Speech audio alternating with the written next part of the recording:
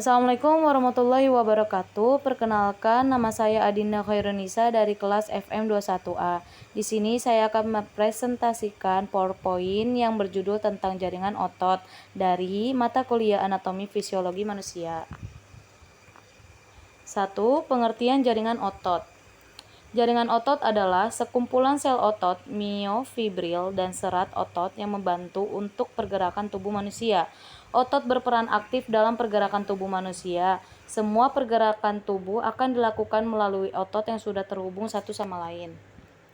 Otot berperan dalam menggerakkan organ di luar tubuh maupun di dalam tubuh. Misalnya, di dalam tubuh yaitu jantung untuk memompa darah dan ginjal, sedangkan di luar tubuh misalnya pergerakan tangan, kelopak mata, kaki, dan lainnya.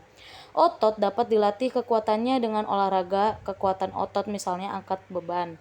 Hampir semua organ tubuh dihubungkan dengan otot. Semua yang bisa bergerak mempunyai otot penggerak masing-masing, dengan jumlah yang sangat banyak hingga dalam satu organ memiliki beberapa otot. Fungsi jaringan otot: 1. Menggerakkan organ tubuh. 2. Menggerakkan kerangka tulang. 3. Menggerakkan jantung. 4. Mengontrol pergerakan jantung. 5. Menyimpan cadangan makanan walaupun tidak banyak. 6. Menggerakkan organ pencernaan, keseimbangan tubuh.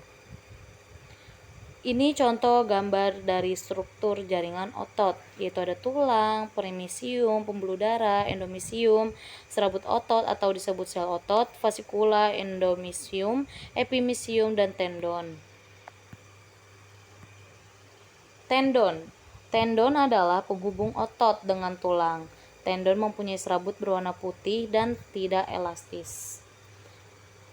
Aponeurosis adalah lembaran-lembaran datar atau simpai dari jaringan fibrus dan berfungsi menggandengkan sebuah otot dengan bagian yang digerakkan. Fascia merupakan jaringan ikat gabungan dari jaringan fibrus dan areolar yang dapat membungkus dan menghimpun otot menjadi satu. Pada tiap-tiap fasciculus dapat dipisahkan dengan jaringan ikat perimisium. Di antara endomisium dan berkas serat otot tersebar sel satelit yang berfungsi dalam perbaikan jaringan otot yang rusak. Dalam bagian-bagian tertentu seperti dalam telapak tangan, fascia ini sangat padat dan kuat. Contohnya adalah fascia palmaris dan fascia plantaris. Sarkolema adalah unit struktural jaringan otot berdiameter 0,01 dan sampai 0,1 mm dan panjangnya itu 1 sampai 40 mm, yaitu untuk melapisi suatu sel otot. Jaringan ini dapat berfungsi pelindung otot. Besarnya dan jumlah jaringan terutama pada jaringan elastik akan meningkat sejalan dengan penambahan usia. Setiap satu serat otot dilapisi oleh jaringan elastis tipis yang disebut sarkolema. Protoplasma, serat otot yang berisi materi semi-cair, disebut sarkoplasma. Di dalam matriks serta otot terbenam unit fungsional, otot berdiameter 0,001 mm yang disebut miofibril. Miofibril adalah jaringan serat-serat yang terdapat dalam otot. Jika dilihat dengan mikroskop, miofibril akan terlihat seperti pita gelap dan terang yang bersilangan. Pita gelapnya itu bisa disebut thick filament, disebut oleh miosin. Pita terang atau thin filament disebut oleh aktin, troponin, atau tropomiosin. Miofilamen adalah jaringan yang berbentuk benang-benang atau filamen halus yang berasal dari miofibril.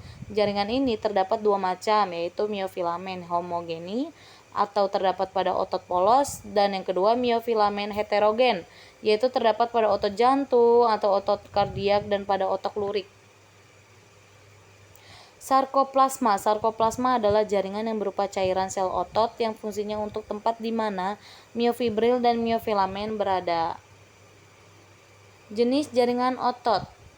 Jaringan otot yaitu pertama ada jaringan otot polos, yaitu jaringan otot polos adalah jaringan otot bersifat involunter yang terletak di dinding organ-organ dalam tubuh, misalnya pada saluran organ pencernaan manusia, pembuluh darah, organ pernafasan, reproduksi, dan saluran ekskresi.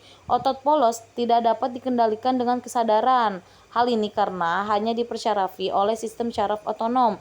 Jaringan otot polos bekerja di luar kesadaran tubuh dengan gerak terus-menerus tetapi tidak akan kelelahan. Cirinya, bekerja tidak sadar, bereaksi lambat, tetapi terus terus-menerus bekerja dalam waktu yang lama. Sel berbentuk gelendong dan melancip di kedua ujungnya, memiliki nukleus pada bagian tengah selnya, serabut halus yang melintang tidak terlihat. Yang kedua, jaringan otot lurik. Jaringan otot lurik adalah jaringan otot yang memiliki sifat volunter melekat pada bagian rangka. Otot ini sering disebut dengan otot rangka, bekerja di bawah pengaruh kesadaran, sehingga otot lurik tidak dapat bekerja terus-menerus, akibatnya akan mengalami kelelahan.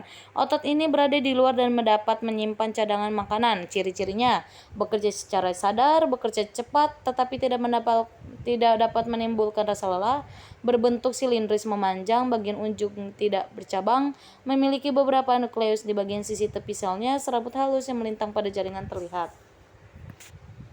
Jaringan otot jantung. Jaringan otot jantung adalah jaringan yang bersifat involunter, hanya berada di jantung, memiliki struktur hampir sama dengan otot lurik, namun memiliki konsep kerja seperti otot polos.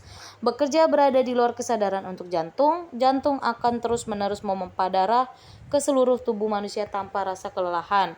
Ciri-cirinya: bekerja tidak sadar, bekerja sedang tetapi sanggup bekerja dalam waktu yang lama. Sel pada jaringan berbentuk silindris memanjang, kedua ujungnya bercabang, memiliki satu nukleus di bagian tengah selnya. Serabut halus yang melintang pada jaringan terlihat jelas. Terima kasih presentasi dari saya. Mohon maaf bila banyak salah kata. Assalamualaikum warahmatullahi wabarakatuh.